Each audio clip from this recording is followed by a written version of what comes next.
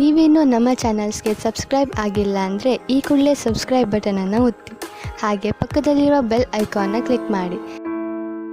First card 10 of cups ಬಂದಿದೆ. 10 of cups ಬಂದರೆ love is in the air ಅಂತ ಕರಿತೀವಿ. ಖಂಡಿತ ನಿಮಗೆ ಯಾರ ಮೇಲಾದರೂ ಲವ್ ಆಗ್ಬೋದು, ಎಮೋಷ್ನಲ್ ಫುಲ್ಫಿಲ್ಮೆಂಟ್ ಅಂತ ಹೇಳ್ತೀವಿ ನಾವು ಅದನ್ನು.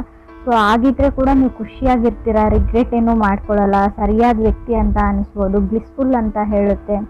ಸೊ ಅಪ್ರಿಷಿಯೇಷನ್ ಸಿಗ್ಬೋದು ನಿಮಗೆ ಅದರ್ ಪರ್ಸನ್ನಿಂದ, ಅಥವಾ ನೀವು ಅದರ್ ಪರ್ಸನ್ನ ಅಪ್ರಿಷಿಯೇಷನ್ ಮಾಡ್ಬೋದು. ಕೆಲವ್ರಿಗೆ ತುಂಬ ಸ್ಕಿನ್ನಲ್ಲಿ ಗ್ಲೋ ಇರುತ್ತೆ ಅಂತ ಕೂಡ ಕಾರ್ಡ್ ಹೇಳ್ತಾ ಇದೆ. ಕಾಮ್ನೆಸ್ ಇನ್ ಲೈಫ್ ಅಂತ ಹೇಳ್ಬೋದು, ಪೀಸ್ಫುಲ್ನೆಸ್ ಇರುತ್ತೆ ಅಂತ ಹೇಳ್ಬೋದು. ಸ್ಟೆಬಿಲಿಟಿ ಹೇಳ್ತೀನಿ. 10 ಆಫ್ ಕಪ್ಸ್ ನೀವೇನು ಅಂದ್ಕೊಂಡಿರ್ತೀರ ಕೆಲವೊಂದು ಔಟ್ಪುಟ್ಗಳು ನಿಮಗೆ ಸಿಗುತ್ತೆ ಈ ಮಂತ್ ಅವ್ರಿಗೆ ಅಂತ ಹೇಳುತ್ತೆ, ಲವ್ ಲೈಫಲ್ಲಿ ಸ್ಪೆಷಲಿ. ಸೊ ಆಫರ್ಸ್ ಬರುತ್ತೆ, ಪ್ರಪೋಸಲ್ಸ್ ಬರುತ್ತೆ, ನಿಮಗೆ ಚೆನ್ನಾಗಿರೋ ಮನೆತನ, ಚೆನ್ನಾಗಿರೋ ಫ್ಯಾಮ್ಲಿ ಕಡೆಯಿಂದ ಆಫರ್ಸ್ ಬರುತ್ತೆ ಅಂತ ಕೂಡ ಹೇಳ್ಬೋದು. ಸೆಟಲ್ ಆಗಿರೋ ಫ್ಯಾಮ್ಲಿ ಇರುತ್ತೆ ಅವ್ರದ್ದು.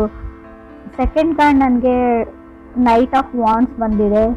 10 ಆಫ್ ಕಪ್ಸ್ ಮತ್ತು ನೈಟ್ ಆಫ್ ವಾಂಡ್ಸ್ ಬಂದರೆ ನೀವು ಯಾರನ್ನು ಅಟ್ರ್ಯಾಕ್ಟ್ ಮಾಡ್ತೀರಾ, ಯಂಗರ್ ಪರ್ಸನ್ ಇದ್ದಾರೆ ಅವರು ನಿಮಗಿಂತಲೂ, ಯಾವಾಗಲೂ ನಿಮ್ಮನ್ನು ಅಬ್ಸರ್ವ್ ಮಾಡ್ತಾರೆ, ನೋಡ್ತಾ ಇರ್ತಾರೆ ಅಂತ ಹೇಳ್ಬೋದು. ಬಟ್ ಅವರು ಸೆಟ್ಲಿಂಗ್ ಟೈಪ್ ಪರ್ಸನ್ ಅಲ್ಲ, ಅವರು ಸೆಟಲ್ ಆಗಬೇಕು ಅಂತ ಕೂಡ ಅಂದ್ಕೊಂಡಿಲ್ಲ ಇಷ್ಟು ಬೇಗ ಅಂತ ಕೂಡ ಹೇಳ್ತಾ ಇದೆ card. May be past life connection ಅಂತ ಹೇಳ್ತೀನಿ ನಾನು. ಅಂದರೆ ಯಾರನ್ನಾದ್ರೂ ನೋಡಿದಾಗ ನಿಮ್ಗೆ ಅನಿಸುತ್ತೆ ಈ ವ್ಯಕ್ತಿ ನಮಗೆ ಮುಂಚೆನೇ ಪರಿಚಯ ಇರೋ ಥರ. ಸೊ ಆ ಥರ ವ್ಯಕ್ತಿ ಅಂತ ಹೇಳ್ಬೋದು. ತುಂಬ ನೀವು ಮಾತಾಡಬಾರ್ದು ಅಥವಾ ರೆಸ್ಪಾನ್ಸ್ ಮಾಡ್ಬೋದು ಮೆಸೇಜ್ಗೆ, ಕಾಲ್ಗೆ, ಅಂದರೆ ತುಂಬ ಟ್ರಿಗರಿಂಗ್ ಇರುತ್ತೆ ಅಂತ ಹೇಳ್ಬೋದು. ಅವ್ರನ್ನ ನೋಡದೆ ಅಥವಾ ಅವ್ರಿಗೆ ರೆಸ್ಪಾನ್ಸ್ ಮಾಡದೆ ನಿಮ್ಗೆ ಇರದೇ ಇರೋಕ್ಕಾಗಬಹುದು ಅಂತ ಕಾರ್ಡ್ ಹೇಳ್ತಾ ಇದೆ. ಥರ್ಡ್ ಕಾರ್ಡ್ ನನಗೆ ಕ್ವೀನ್ ಆಫ್ ಕಪ್ಸ್ ಬಂದಿದೆ. ತುಂಬ ಫ್ರೆಂಡ್ಲಿ ಕೈಂಡ್ ಆಫ್ ಎನರ್ಜಿ ಇರುತ್ತೆ ಆ ವ್ಯಕ್ತಿದು ಅಂತ ಹೇಳ್ಬೋದು.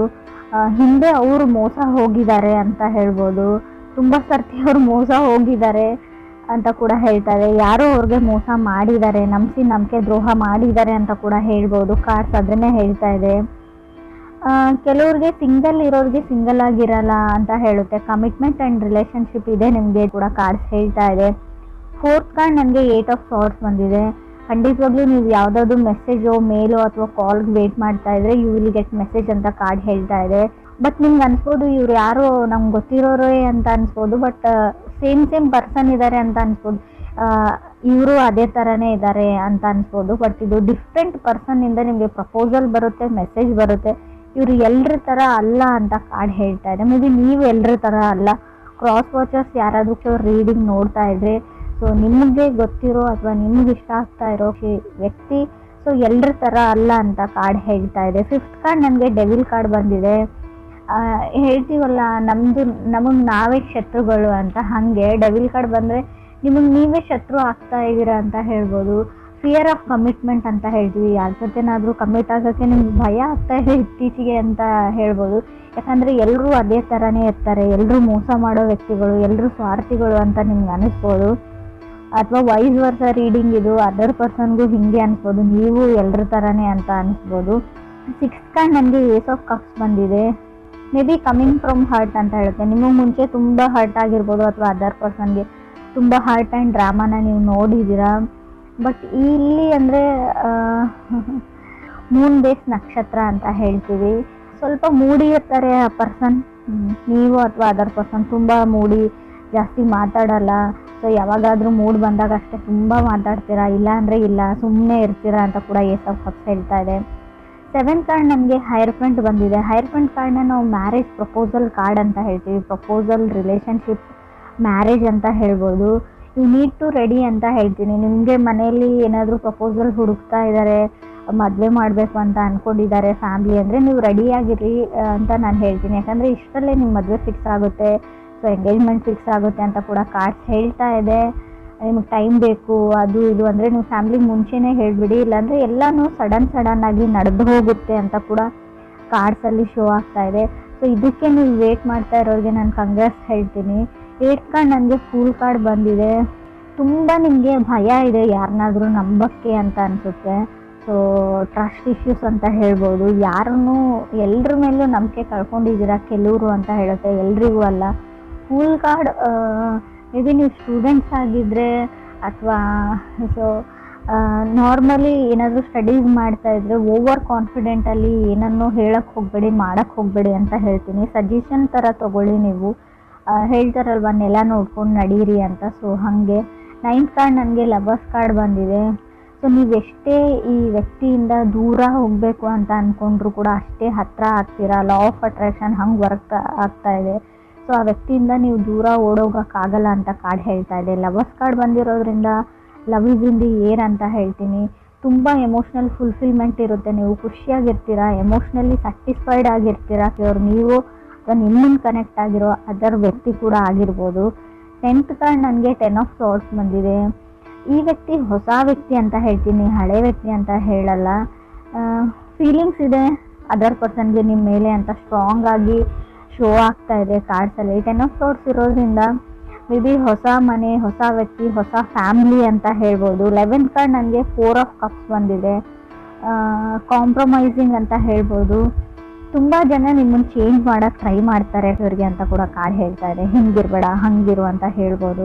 ಸೊ ಅದರ್ ಪರ್ಸನ್ನ ನೀವು ಚೇಂಜ್ ಮಾಡೋಕ್ಕೆ ಟ್ರೈ ಮಾಡ್ಬೋದು, ಅಥವಾ ನೀವು ಕನೆಕ್ಟ್ ಆಗಿರೋ ವ್ಯಕ್ತಿ ನಿಮ್ಮನ್ನು ಚೇಂಜ್ ಮಾಡೋಕ್ಕೆ ಕೂಡ ಟ್ರೈ ಮಾಡ್ಬೋದು ಅಂತ ಕಾರ್ಡ್ಸಲ್ಲಿ ಶೋ ಆಗ್ತಾ ಇದೆ. 12th ಕಾರ್ಡ್ ನನಗೆ ಟವರ್ ಕಾರ್ಡ್ ಬಂದಿದೆ. ನಾನು ಆಲ್ರೆಡಿ ಹೇಳಿದ್ದೀನಿ, ನಮ್ಮ ಮೈಂಡೇ ನಮ್ಮ ಶತ್ರು ಅಂತ. ಮೈಂಡ್ ಈಸ್ ದಿ ಎನಿಮಿ ಅಂತ ಕಾರ್ಡಲ್ಲಿ ಶೋ ಆಗ್ತಾ ಇದೆ. 7th ಹೌಸ್ ಲಾರ್ಡ್ನ ನೋಡೋದಾದರೆ ಡಿಪೆಂಡಿಂಗ್ ಆನ್ ದಶಾ ಅಂತ ಹೇಳ್ತೀವಿ. ನಿಮ್ಮ ದಶಾ ಬುತ್ತಿ ಯಾವ ಥರ ನಡೀತಾ ಇದೆ. ಸೊ ಆದಷ್ಟು ನೀವು ಮೈಂಡ್ನ ಮಾತು ಕೇಳಿದೆ, ಸೊ ಮನಸ್ಸಿನ ಮಾತು ಕೇಳಿ ಡಿಸೈಡ್ ಮಾಡಿ. ಈ ಮಂತು ಬರೀ ಎಲ್ಲ ಮಂತು ಅಲ್ಲ ಅಂತ ಹೇಳ್ತೀನಿ. ಸ್ಪೆಷಲಿ ಈ ಮಂತ್ ಅಷ್ಟೇ ನೀವು ಮನಸ್ಸಿನ ಮಾತನ್ನ ಕೇಳಿ ಅಂತ ಕಾರ್ಡ್ ಹೇಳ್ತಾ ಇದೆ. ಫೂಲ್ ಕಾರ್ಡ್ ಜೊತೆ ಲವರ್ಸ್ ಕಾರ್ಡ್ ಬಂದರೆ ಸೊ ನಾವು ಹೇಳ್ತೀವಿ ತುಂಬ ಫ್ರೀ ಲಿಬ್ರೇಟೆಡ್ ಪರ್ಸನ್ ಅಂತ ಹೇಳ್ಬೋದು. ಜಾಸ್ತಿ ಯಾವುದನ್ನು ಯೋಚನೆ ಮಾಡಲ್ಲ ಅವರು ಅದರ್ ಪರ್ಸನ್ನು. ಸೊ ಹ್ಯಾಪಿ ಆಗಿರುವಂಥ ವ್ಯಕ್ತಿ ಅಂತ ಅನಿಸುತ್ತೆ. ಹಳೆದೆಲ್ಲ ಮನಸ್ಸಲ್ಲಿ ಇಟ್ಕೊಳ್ಳೋ ಅಂಥ ವ್ಯಕ್ತಿ ಅಲ್ಲ. ಸೊ ತುಂಬ ಚೈಲ್ಡಿಶ್ ಎನರ್ಜಿ ಕೂಡ ಇದೆ ಅಲ್ಲಿ. ಸೊ ಚಿಕ್ಕ ಮಕ್ಕಳ ಥರ ಆಡುವಂಥ ವ್ಯಕ್ತಿ ನೀವು ಅಥವಾ ಅದರ್ ಪರ್ಸನು. ತುಂಬ ಕಾಮಾಗಿರ್ತಾರೆ ಅವರು. ಲೈಫ್ನ ಚಿಕ್ಕ ಪುಟ್ಟ ವಿಷಯನಾಗಲಿ ಎಂಜಾಯ್ ಮಾಡ್ತಾರೆ, ಯಾವಾಗಲೂ ನಗ್ತಾ ಇರ್ತಾರೆ. ಸೊ ಆ ಥರ ವ್ಯಕ್ತಿಯಿಂದ ನಿಮಗೆ ಪ್ರಪೋಸಲ್ ಬರುತ್ತೆ. ರಿಲೇಷನ್ಶಿಪ್ನ ಹೇಳ್ತೀನಿ ನಾನು, ಮ್ಯಾರೇಜ್ನ ಹೇಳ್ಬೋದು. ಸೊ ಎಲ್ಲೂ ನನಗೆ ಬ್ರೇಕಪ್ ಅಂತ ಎಲ್ಲೂ ಕಾಣಿಸ್ತಾ ಇಲ್ಲ ಕಾರ್ಡ್ಸಲ್ಲಿ. ಸೊ ನಿಮ್ಮದು ಬ್ರೇಕಪ್ ಆಗಿದ್ದರೆ ಫುಲ್ ಕಾರ್ಡ್ ಇರೋದ್ರಿಂದ ಮೇ ಬಿ ರೀಕನ್ಸಿಲೇಷನ್ ಕೂಡ ಆಗುವಂಥ ಚಾನ್ಸಸ್ ಇದೆ. ಇನ್ ಕೇಸ್ ನೀವು ಕಮ್ಯುನಿಕೇಷನ್ ಮಾಡೋಕ್ಕೆ ಟ್ರೈ ಮಾಡಿದರೆ, ಸೊ ಹಾಯ್ ಅಂತನಾದರೂ ಮೆಸೇಜ್ ಕಳಿಸಿದರೆ, ಸೊ ಒಂದು ಸರ್ತಿ ಟ್ರೈ ಮಾಡಿದರೆ ಪ್ಯಾಚಪ್ ಆಗೋ ಚಾನ್ಸಸ್ ಇದೆ. ಲವರ್ಸ್ ಕಾರ್ಡ್ ಇರೋದ್ರಿಂದ ರೀಕನ್ಸಿಲೇಷನ್ ಇಲ್ಲೂ ನಾನು ಸ್ಟ್ರಾಂಗಾಗಿ ಹೇಳ್ತೀನಿ. ನಿಮ್ಮ ಎಕ್ಸು ನಿಮ್ಮ ಲೈಫಲ್ಲಿ ಮತ್ತೆ ವಾಪಸ್ ಬರ್ತಾರೆ. ಸೊ ಹಾಗೆ ಹೊಸ ವ್ಯಕ್ತಿನೂ ಬರ್ತಾರೆ. ಲವರ್ಸ್ ಕಾರ್ಡ್ ಅಂದರೆ 2 ಆಪ್ಷನ್ಸ್ ಇರುತ್ತೆ. ನೀವು ಯಾವುದನ್ನು ಚೂಸ್ ಮಾಡ್ಕೊಳ್ತೀರಾ ಅನ್ನೋದು ಕೂಡ ನಿಮ್ಮ ಮೇಲೆ ಬಿಟ್ಟಿರುತ್ತೆ ಅಂತ ಕೂಡ ಕಾರ್ಡ್ಸ್ ಹೇಳ್ತಾ ಇದೆ. ಗುಡ್ ನ್ಯೂಸ್ ಅಂತ ಹೇಳ್ತೀನಿ ನಾನು. ಮೂನ್ ಬೇಸ್ ನಕ್ಷತ್ರ.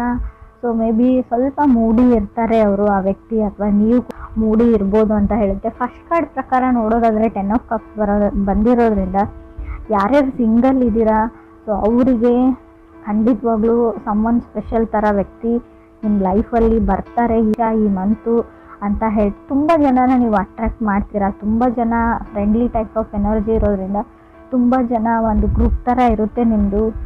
ಯಾರನ್ನು ನೀವು ಚೂಸ್ ಮಾಡ್ಕೊಳ್ತೀರಾ ಅನ್ನೋದು ಕೂಡ ನಿಮ್ಮ ಮೇಲೆ ಬಿಟ್ಟಿರೋದು ಅಂತ ಅನಿಸುತ್ತೆ ನನಗೆ. 8 ಆಫ್ ಸಾರ್ಟ್ಸ್ ಕಾರ್ಡ್ ಇರೋದ್ರಿಂದ ಖಂಡಿತವಾಗ್ಲೂ ಕಮ್ಯುನಿಕೇಷನ್ನ ನಾನು ಹೇಳ್ತೀನಿ. ನೀವು ಯಾವುದಾದ್ರೂ ಮೆಸೇಜ್ಗೂ ಅಥವಾ ಕಾಲ್ಗೂ ವೇಟ್ ಮಾಡ್ತಾ ಇದ್ದರೆ you will get a message ಅಂತ ಕಾರ್ಡ್ ಹೇಳ್ತಾ ಇದೆ. ಬಟ್ ಡಿಫ್ರೆಂಟ್ ಒನ್, ಅಂದರೆ ನೀವು ಎಕ್ಸ್ಪೆಕ್ಟ್ ಮಾಡಿರೋ ವ್ಯಕ್ತಿಯಿಂದ ಮೆಸೇಜ್ ಬರುತ್ತೋ ಇಲ್ವೋ ಗೊತ್ತಿಲ್ಲ. So somebody from different person ಅಂತ ಹೇಳ್ತಾ ಇದೆ. ಪಾಸ್ಟ್ ಲೈಫ್ ಕನೆಕ್ಷನ್ ಹೇಳ್ತೀನಿ ನಾನು ಡೆವಿಲ್ ಕಾರ್ಡ್ ಇರೋದ್ರಿಂದ.